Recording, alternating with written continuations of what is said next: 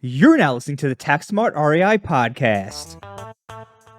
Thank you for tuning into this episode of the Tax Smart REI podcast. Today, we're going to be talking about short-term rental regulations as well as other tax news and industry updates. So you're going to want to pay attention to this one if you're a short-term rental investor, because there's a lot of cities putting bans or restrictions on short-term rentals, and you're going to want to be very careful when you're investing in those markets. Today, we're going to be joined with Ryan Carriere, senior advisor on our team, who works a lot with short-term rental investors and is always making posts on LinkedIn about short-term rentals. So you're going to want to go ahead and follow Ryan on LinkedIn. If you're not already, just search for him, Ryan Carriere, CPA. You'll be able to find him, no problem. So let's just get started with the most important topic of today's episode. Dallas bans short-term rentals in neighborhoods that are zoned for single-family houses. What's your take on that, Ryan? I think it's going to continue to be more and more cities continue to do things like this. We already know a lot of other cities have done this with the expansion of a lot of short-term rentals through COVID and just the revenue that people have been able to get with vacation short-term rentals in general. I think, there's going to continue to be more, but I think as probably the short-term rental space, the vacation rental space slows down, and we're already starting to see that from 2022 to 2023, that maybe that'll slow down a little bit, or just, government generally is slower, kind of behind the business environment. So I think there's going to be more of that coming through in cities, but it's not just cities too. Even in kind of the areas that I'm looking in kind of northern Minnesota, kind of the lake country up here, essentially it can actually be kind of by locale, even the kind of the lake that you're looking at. So it's not just like, hey, this is a whole city, which is huge and a big deal, but it is even something that you need to be looking at as an investor for, hey, is the area that I want to acquire, even in this specific spot, is this even going to be feasible for me? So I think, again, there's going to be more of this. We'll see how kind of the, short-term rental space continues to grow or reduce in size, but I think this is continuing to be the trend for a lot of cities.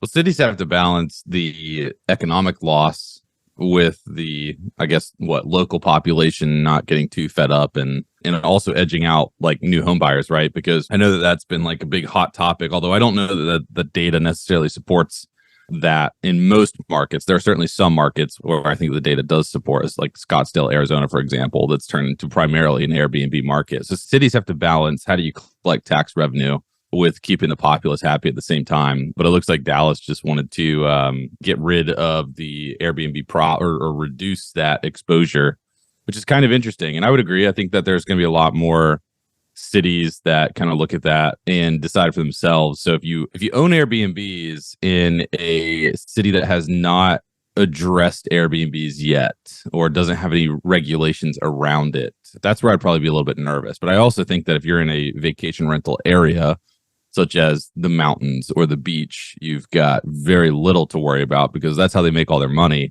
The municipalities, the cities, that's how they make all their tax revenue, is that transient, like the travelers coming in and out of the area. Yeah, I think that the economics there are the big piece. And if we are going to a location where this has historically been, if it's been a historic vacation market for decades, even better, because then we know, like you said, Brandon, that, hey, this economy thrives on this and they're used to this. They probably had regulations in place for those decades.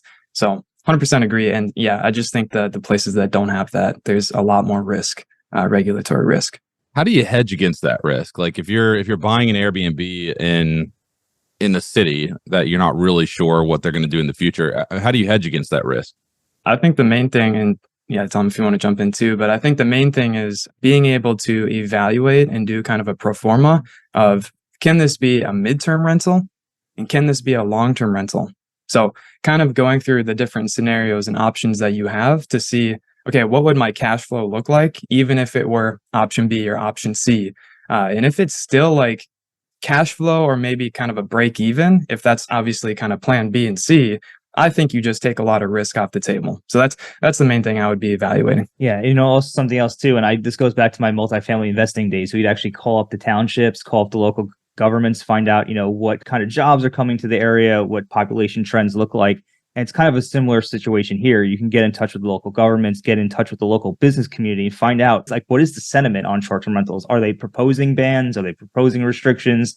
Do they like it? Like, see what's coming up the pipeline in specific areas that you're looking in so that you can make a decision. Say, okay, great. Does it look like there's going to be a ban here? Is it likely that's going to happen? That's another way you could kind of hedge against your risk, just by kind of digging into the market and figuring out, like, is this likely to happen in the first place? And your realtor is going to be a huge piece of the equation. It has been for me because I'm working with a realtor kind of where I want to. And in having my first kind of initial conversation with him, he's been like, hey, all of this area generally is good, right? This is a vacation rental market, but we need to be careful about this lake, this lake, this lake, this lake. And I was like, whoa, I had no idea that it was that specific. So having that realtor in place, that's going to be very important to kind of know someone who knows that market specifically and can help you navigate kind of those, even just down to the little nuances there, not just the overall bigger, like, hey, this is a vacation rental market, but knowing even more specifically, like, I want to look at this place. Oh, that lake actually might not be a good option because there's higher regulatory risk, even in just that one little spot. So the realtor is a big part of the equation for you. Another thing to think about too is you could always switch to midterm rentals. It does kind of depend on the location, obviously, but we have quite a few clients who are close to like hospitals, and they crush it in the midterm rental space. So, I love the idea of looking at multiple ways that you can make money with the short-term rental. If you're buying a short-term rental, obviously, if the short-term rental revenue projection makes the most sense, you go that route, but knowing that you can have multiple backup plans in case something happens is a really good idea, really smart idea. Something else I just wanted in there too, which is really interesting about what happened in Dallas. So they banned them in areas zoned for single family housing, right? They did not ban short-term rentals in areas for multifamily or commercial zoning, right? They also added the same taxes and fees that hotels are going to have to pay to owners of Airbnbs, right? So what it seems like the city, in the case of the city of Dallas, they're more or less treating it like a hospitality or hotel business, and they're going to restrict it to areas that are zoned as such, pretty much, right? So multifamily and commercial. So I think that's something to keep in mind. If you're investing in areas that has commercial zoning where you might normally find a hotel, that might be another type of area you might want to invest in if you're considering, okay, I want to invest in this market, but I want to reduce my risk. How can I do so? Invest in the commercial zones, less likely that you'll get regulated, but of course there are no guarantees. Yeah. And one last comment on the midterm rental thing. I mean, Bigger Pockets had an episode on that fairly recently, kind of talking about the growth of the midterm rental, I think probably as the short-term rental market kind of declines. So I think there's going to be kind of this like switching, maybe back and forth over time. But there's a cool episode, but a lot of cool things that you can be considering.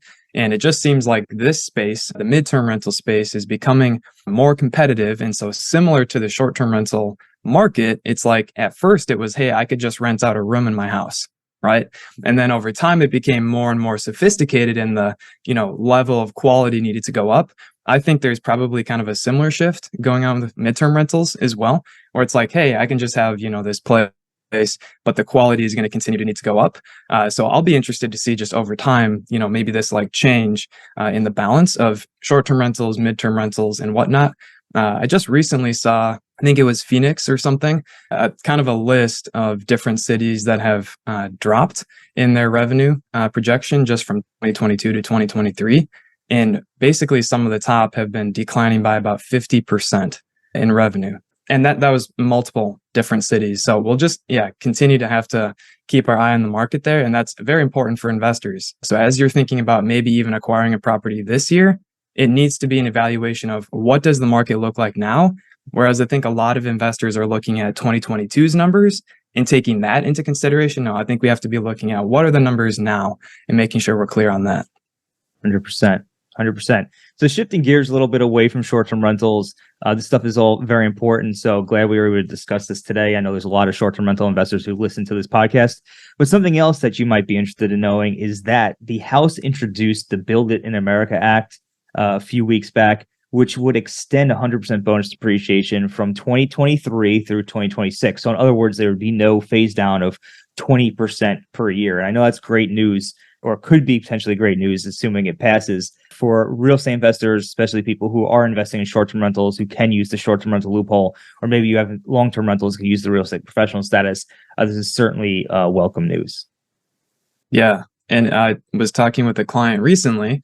For those of our clients or listeners who are in opportunity zones, that could be kind of important depending on how you might be timing these next couple of years of acquisitions and thinking about doing cost segregation studies, and then maybe kind of deferring, taking advantage of that bonus depreciation in 2026 when this whole gain is going to come due, right? And there's changes that could be coming there. And I know we're not focused on opportunity zones today, but that has significant impacts, not for just like year to year, but even for things such as like opportunity zones and kind of timing some of those losses for you as well. So that is going to be huge for our industry for sure. And I'll be interested to see if that actually comes to fruition.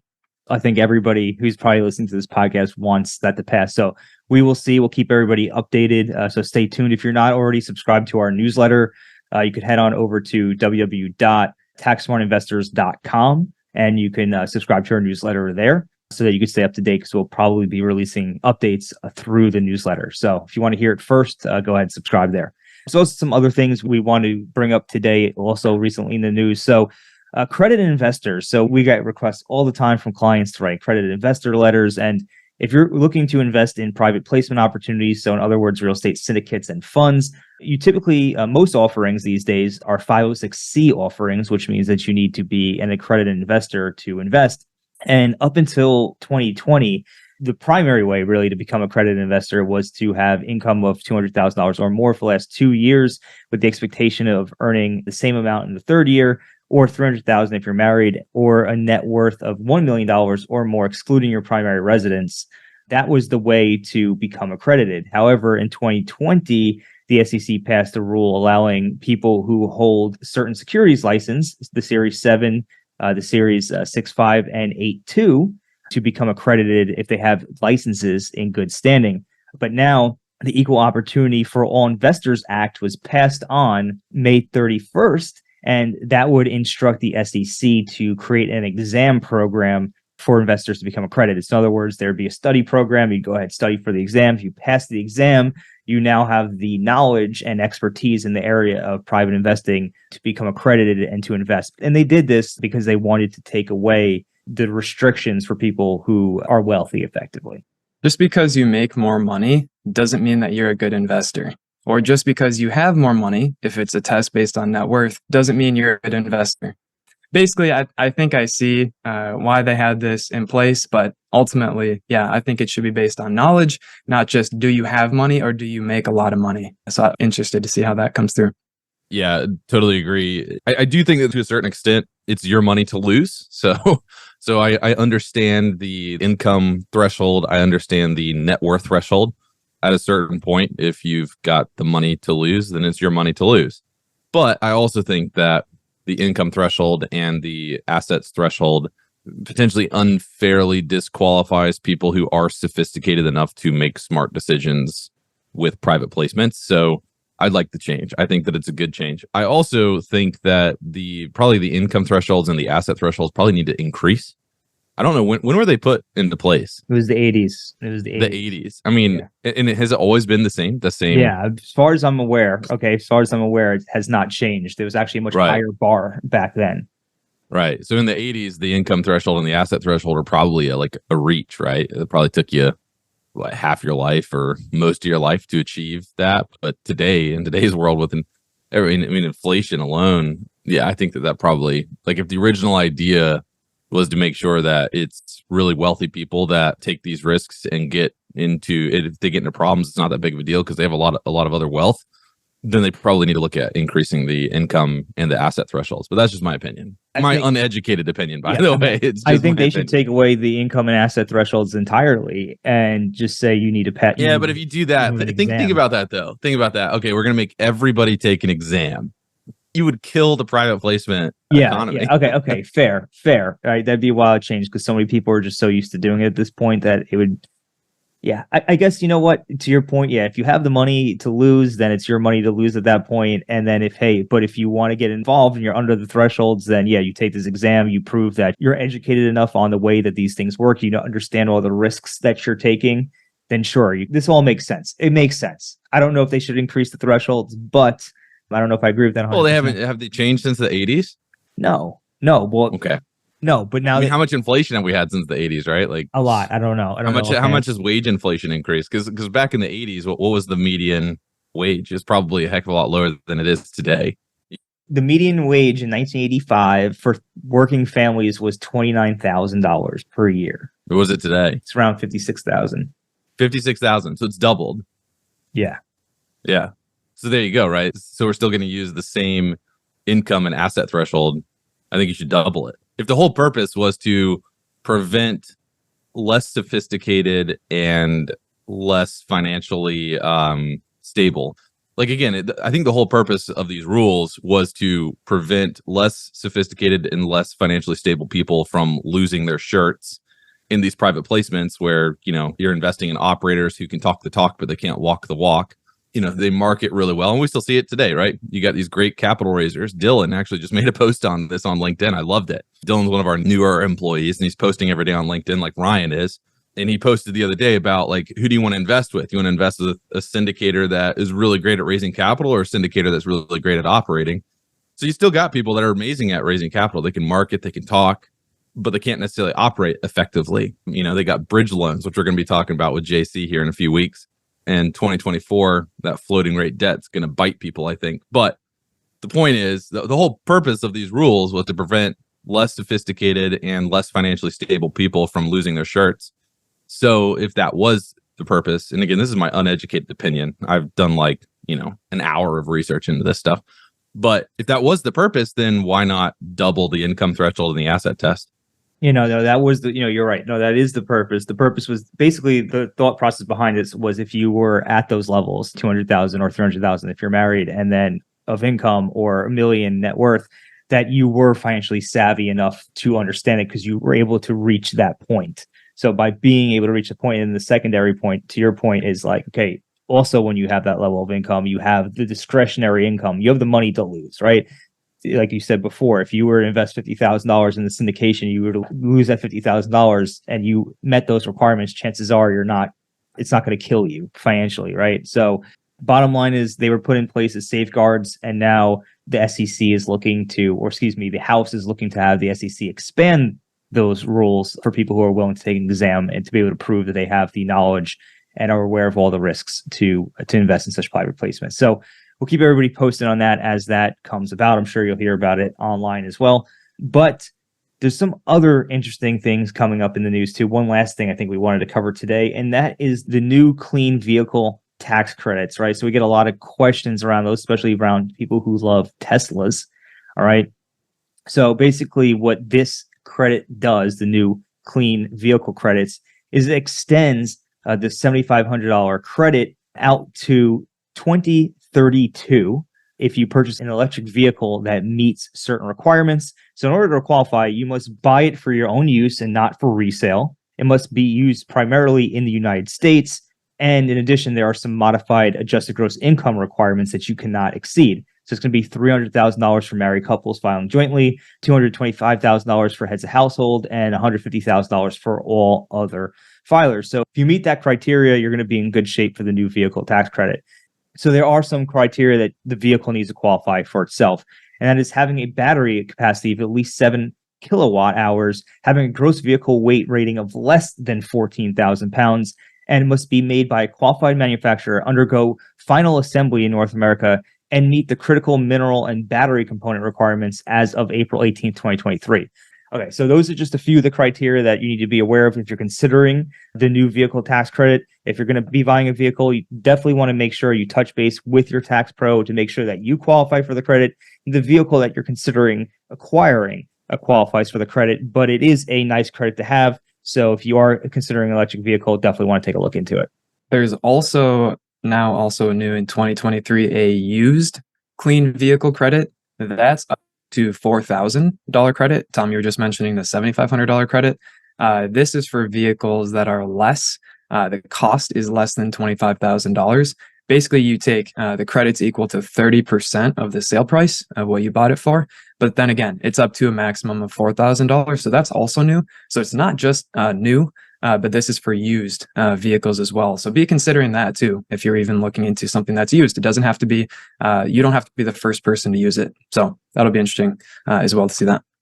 For sure, for sure. And then there's another one for commercial vehicles. We're not going to touch on that in today's podcast, but if you're basically buying vehicles for business, there's a whole nother set of rules for commercial vehicles. However, there's a $7,500 credit if the vehicle has a gross vehicle weight rating of 14,000 pounds or less.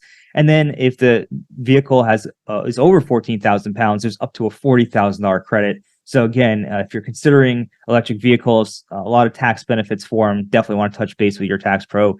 Make sure that you qualify and the vehicle qualifies, and you know all the rules and how that all plays together. Before we wrap up today, is there any other news, anything else you want to bring to the table, Ryan, Brandon, before we call it a day? Yeah, did you see the whole thing that's going, like, Twitter's going viral right now with the pending collapse of Airbnbs? Did you see all that? I did not see that. When did that come out, today? Yeah, so I don't remember who originally posted it, but basically it's somebody that had like, I think he's like a YouTube influencer or something, but he posted some data that is apparently fake data, but it doesn't matter because Twitter took it and ran with it. But he basically showed that the RevPAR, the revenue per available rooms, has decreased like 40% in the top 10 cities, and he listed the top 10 cities. And later, the reason that I say it was fake data is because the senior vice president of some sort of research analytics or something over at AirDNA, we should actually get him on the podcast. That'd be cool. He went and posted on Twitter, and I'm sorry, like I saw his name, but I don't remember his name, and I'm just kind of running with this. So I apologize if you're listening to this. But anyway, it was a really cool tweet. He posted on Twitter the actual data from AirDNA, and the RevPAR was only down like 3%.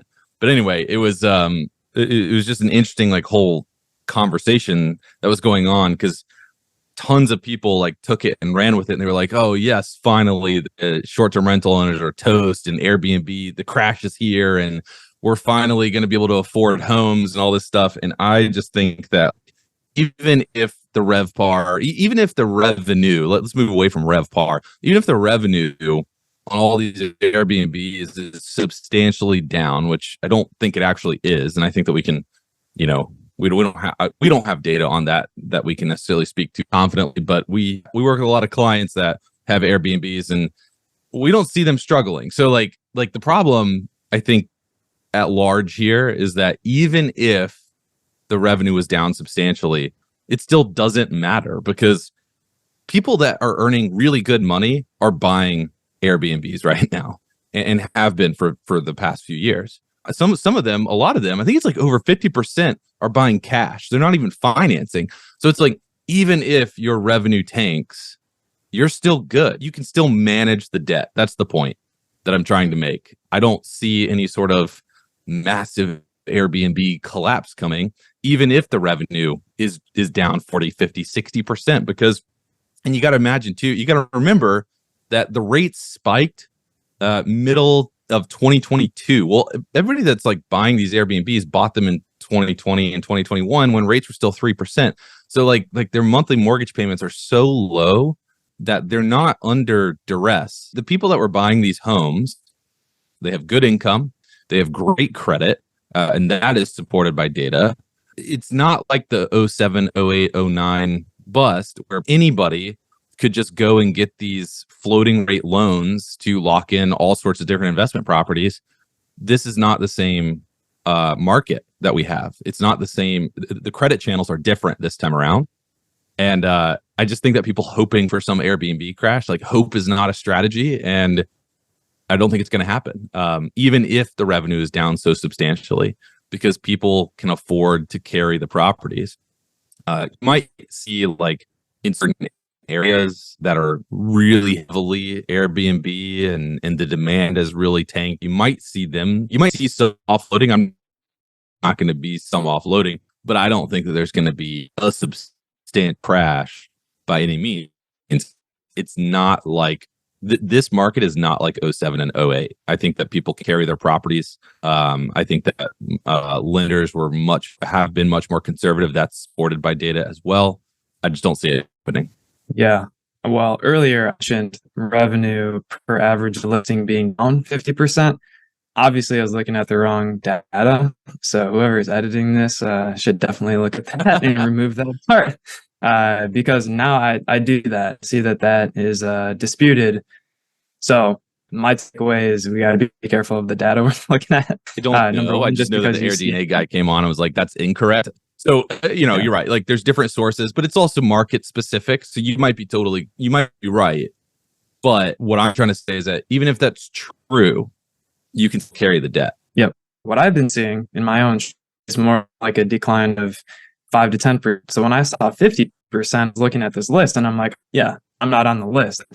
It's these other kind of bigger markets where it's been so saturated. But yeah, if you're seeing that, I'm seeing that, and other people are kind of disputing this whole 50%, that's very interesting. But yeah, I'm seeing that in where I am. But I'm still, if I look to acquire at the end of this year, I'm still going to be thinking about, okay, what are the current numbers? And even if I get 5%, 10% less than that, do I still cash flow? Is this still a viable option for me? And then thinking through midterm rental, long-term rental, all those other things that we were discussing earlier as well. But yeah, the data is interesting. You just got to be careful where you look at. If revenue was really down 50%, we would be hearing about it from our clients because they'd all be wanting to sell their properties, or they'd be thinking about it, right? But again, like I guess what I'm trying to say is they might think about selling their properties. They might want to explore that option, but I don't think that they're going to be forced to liquidate. That's the difference. I think a lot of people are like, oh, revenue's down, so finally these Airbnb people are going to be forced to sell because they're not. I just don't think that's true. It might be true in certain localized markets. It might also be true in places like this where all of a sudden you're not allowed to Airbnb. That I see as like that existential threat to anybody that owns Airbnbs. But yeah, anyway, it was just an interesting, like Twitter really took and ran with it. I'm talking like tens of millions of views between all these viral posts that are talking about, yeah, screw the Airbnb people or Airbnb investors. But I just don't see that playing out in reality. There's a guy who I highly recommend. If you are listening to this and you're like, okay, Brandon, like you keep referencing data, but you don't know what data you're talking about, which is true. I'm not a housing analyst. I'm a CPA. But there is a guy that I highly recommend following. His name is Logan Mohtashami. He is the lead housing analyst for Housing Wire. And I follow him on Twitter. He always posts data. It's amazing. Like I've learned so much over the past 6 months talking to him. We should actually try to get him on the podcast because he's a really fun guy to listen to. But he gets on like a podcast with Housing Wire a couple times a week, and then he's got like a blog, and he's also got his Twitter feed that he posts stuff on. But Logan Mohtashami is his name. Great guy. One of the few people that I have found that posts data on a consistent basis, and it just tries to talk very objectively about what's going on in the housing market. And so following him has led me to believe that, one, we're not going to see a housing market crash because inventory levels are just so extremely low. Demand has come down a lot because interest rates have increased, but the reality is that you're still seeing bidding wars because demand is so low. But also credit channels are a lot better. Like people who can actually afford homes are buying homes. And people who cannot afford homes are not buying homes. People with bad credit are not buying homes. And that's unlike 07 and 08, where people who could not afford homes and who had bad credit were buying homes. So when you kind of like look at all that together, you realize, hey, yeah, we have an unhealthy housing market because our supply is so low, but we're not going to see a crash, unless there's some macro black swan event that happens. Right. So kind of the bottom line, the moral of this podcast is mitigate risk. Okay. The world's not crashing. Short-term rentals aren't. The short-term rental market's not going to tank, but it is being regulated in certain markets. So you just definitely want to be careful. Make sure you do your due diligence before acquiring a property. You also want to make sure that when you acquire that property, it's financially stable, because who knows, if the revenue does tank, which it doesn't sound like it will, you might be left whole in the bank. Well, hold on. Revenue might tank, right? I want to make sure. Okay. I want to make sure my rant was clear. Revenue might, but I don't think that's going to lead to a mass sell-off. That's what I'm trying to say. I think you will see people try to trade properties, but even if revenue tanks, I don't think that you're going to see a ton of investors under duress, because these investors can afford the properties, they can afford to carry them. A lot of these investors did not even leverage the property. They don't even have debt. The ones that do have debt, they're sitting at 2.83% rates. So their payments are really, really low. I just don't think that you can look at the current environment and say, oh, a 7% rate is what all these guys have. And so they're not going to be able to afford the mortgage payments. If their revenue drops 50%, I just don't see that happening. I think that people are going to be able to carry these properties for a long time. They might offload them, but I don't think that it's going to be this like, oh, next month you're going to see millions of Airbnbs being offloaded, unless it's some sort of situation such as a Dallas where starting, whatever date, no more Airbnbs. Right. All right. So we covered a lot in today's episode. Safe investing, everybody, and we'll catch you on next week's episode of Tax Smart REI.